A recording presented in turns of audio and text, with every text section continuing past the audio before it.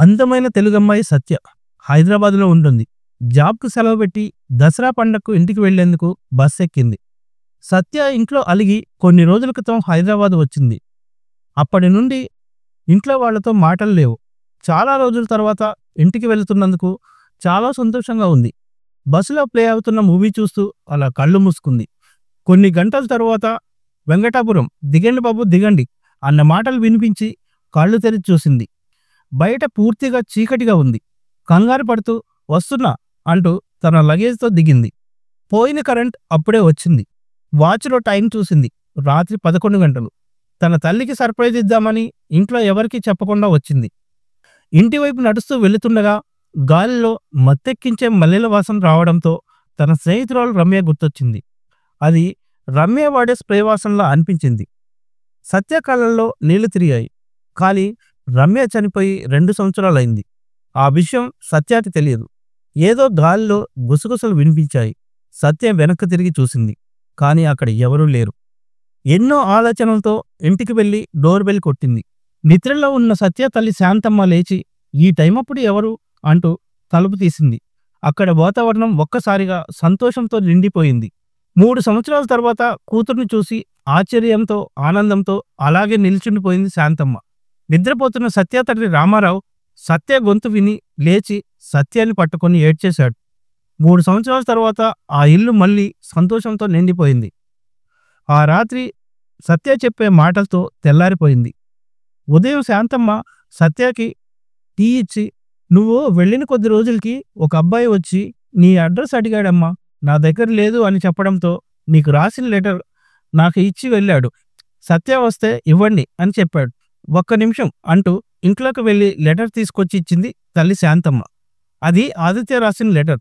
రమ్యాని పెళ్లి చేసుకోవడానికి మా ఇంట్లో వాళ్ళు ఒప్పుకోవడం లేదు. ప్లీజ్ ఒక్కసారి మా ఇంటికి వచ్చి మా అమ్మ నాన్నలతో మాట్లాడతావా? ఇట్లు నీ ఆదిత్య అని ఆ ఉత్తరంలో ఉంది. శాంతమ్మతో సత్య, అమ్మా నేను కొంచెం పని మీద బయటకు వెళ్తున్నాను, త్వరగా వస్తాను అని చెప్పి ఆదిత్య ఇంటికి వెళ్ళింది. ఆంటీ ఆంటీ అంటూ డోర్ కొట్టింది. ఆదిత్య వాళ్ళ అమ్మ వచ్చి తలుపు తీసి ఎవరమ్మా నువ్వు అని అడిగింది. నేను ఆదిత్య ఫ్రెండ్ని, హైదరాబాద్లో ఉంటున్నాను, ఈరోజే వచ్చాను ఆదిత్యని చూద్దామని అనగానే ఆ మాటలు విన్న ఆదిత్య తల్లి కంటనీరు పెట్టుకుంది. ఆమె ఎందుకు ఏడుస్తుందో సత్యకి అర్థం కాలేదు. ఆదిత్య తల్లి, ఇంకెక్కడున్నాడమ్మా సత్య? చనిపోయాడు. మేము ఇంట్లో పెళ్లికి నిరాకరించామని చనిపోయాడు. అంతా మా కర్మ అంటూ ఏడుస్తుండగా సత్య కళ్ళల్లో నీళ్లు కదలాడాయి. ఏం మాట్లాడాలో తెలియలేదు. సత్య అక్కడి నుంచి నేరుగా రమ్య ఇంటికి వెళ్ళింది. అక్కడ కూడా అదే పరిస్థితి. రమ్య ఫోటోకి దండేసి ఉండటం చూసి కంటనీరు పెట్టుకుంది సత్య. అక్కడి నుంచి నేరుగా చివరిసారిగా రమ్యని ఆదిత్యాన్ని కలిసిన పార్క్కి వెళ్ళింది. తమ ముగ్గురు మధ్య ఉన్న స్నేహం ఆమెకు గుర్తొచ్చింది. కాలేజీలో సత్య, రమ్య మరియు ఆదిత్య ముగ్గురు ఎప్పుడూ కలిసి ఉండేవాళ్ళు. వాళ్ళు ఒకే క్లాసులో చదువుతున్నారు. సత్య ఆదిత్యని లవ్ చేస్తుంది, కానీ ఎప్పుడూ ఆదిత్యకి చెప్పలేదు. ఆదిత్య రమ్యను లవ్ చేస్తున్నాడు. రమ్య కూడా ఆదిత్యను లవ్ చేస్తుంది. రమ్య ఆదిత్య కలిసి తిరిగేవాళ్ళు, కానీ ఆ విషయం సత్యకి తెలియదు. సత్య ఒకరోజు రమ్య ముందే ఆదిత్యకి లవ్ ప్రపోజ్ చేసింది. రమ్య షాక్ అయి ఏం మాట్లాడాలో తెలియక అక్కడి నుండి బాధతో వెళ్ళిపోతుండగా ఆదిత్య రమ్యని ఆపడానికి ప్రయత్నించాడు, కానీ రమ్య వెళ్ళిపోయింది. ఆదిత్య సత్యతో నువ్వంటే నాకు చాలా ఇష్టం అని చెప్పి రమ్య ఆదో నేను వస్తున్నా అంటూ వెళ్ళిపోయాడు. సత్య మనసులో ఇలా అనుకుంది, రమ్య ఆదిత్యను ప్రేమిస్తుందా? ఆదిత్య నేనంటే ఇష్టమని చెప్పాడు, కానీ ప్రేమిస్తున్నానని చెప్పలేదు. సత్య ఇలా ఆలోచిస్తూ అక్కడి నుండి వెళ్ళిపోయింది. అలా 2 రోజులు గడిచాయి. ఒకరికి ఒకరు ఫోన్ చేసుకోలేదు. ఆదిత్య కాలేజీకి వచ్చాడు, కానీ అక్కడ సత్య రమ్య ఇద్దరూ కనిపించలేదు. ఆ రోజు రాత్రి ఆదిత్య ఇద్దరికి కాల్ చేసి మనం ఎప్పుడూ కలిసే ప్లేస్లో కలుద్దాం, నా మాటను గౌరవిస్తారని అనుకుంటున్నాను అని చెప్పి ఫోన్ పెట్టేశాడు. మరుసటి రోజు సాయంత్రం 5 గంటలకు ఆదిత్య ఇద్దరి కోసం ఎదురు చూస్తున్నాడు. సత్య రమ్య ఇద్దరూ వచ్చి మౌనంగా ఆదిత్యకి ఒకవైపు సత్య, మరోవైపు రమ్య కూర్చున్నారు. ఆదిత్య కొద్దిసేపు మౌనం తర్వాత, సత్య, రమ్య మీ ఇద్దరికి నా మనసులో ఎంతో ముఖ్యమైన స్థానం ఉంది. మనం కాలేజీలో మొదటి రోజు నుండే కలిసి ఉన్నాం. మీ ఇద్దరంటే నాకు చాలా ఇష్టం. కానీ ఇప్పుడు ఇలాంటి పరిస్థితి మన మధ్య వచ్చినందుకు నేను చాలా బాధపడుతున్నాను. సత్య, నువ్వు నా జీవితంలో ఎప్పటికీ ఒక బెస్ట్ ఫ్రెండ్‌గా ఉండిపోతావు. నేను రమ్యని ప్రేమిస్తున్నాను. సత్య, నిన్ను నేను బాధపెట్టాలనుకోవడం లేదు. కానీ ఈ విషయం ఇప్పుడే చెప్పకపోతే జీవితంలో ఏదో ఒక రోజు ఎక్కువ బాధపడతావు.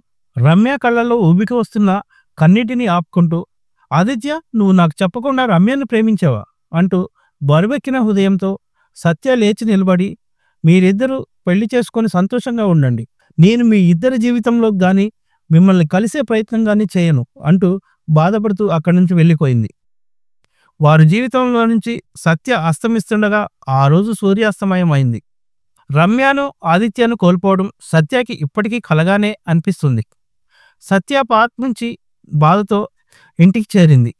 ఆ రోజు రాత్రి సత్య బెడ్పై పడుకొని ఉండగా ఒక కర్చీఫ్ గాలిలో కదులుతూ తన బెడ్పై పడింది. కర్చీఫ్పై ఇలా రాసి ఉంది: రమ్య, ఆదిత్య, సత్య, ఫ్రెండ్షిప్ ఎప్పటికీ శాశ్వతం. సత్య అటు ఇటు చూసింది. అక్కడ ఎవరూ కనిపించలేరు. కొద్ది సమయం తర్వాత మల్లెల వాసన, అదే రమ్య వాడే స్ప్రే వాసన వచ్చింది. రమ్య, ఆదిత్య, మీరిద్దరూ ఇక్కడే ఉన్నారు కదూ, నన్ను మాత్రం వదిలేసి వెళ్ళారు కదూ అని బాధపడుతుండగా ఆదిత్య మరియు రమ్య ఆత్మలుగా కనిపించగానే సత్య ఆశ్చర్యంతో, ఆనందంతో కళ్ళు పెద్దవిగా చేసుకొని చూసింది. ఆదిత్య సత్య వైపు చూస్తూ, సత్య, మేము ఎప్పటికీ నిన్ను వదిలి వెళ్ళము. ఈ లోకం నుండి విడిచి వెళ్ళినప్పటికీ మేము నీతోనే ఉన్నాం. మన స్నేహం ఎప్పటికీ శాశ్వతం. ఇప్పటి నుంచి నువ్వు ఒంటరివి కావు, నీతో పాటు మేము ఉంటాం. అప్పటి నుండి సత్య చేసే ప్రతి పనిలో వాళ్ళు తోడుగా ఉన్నారు.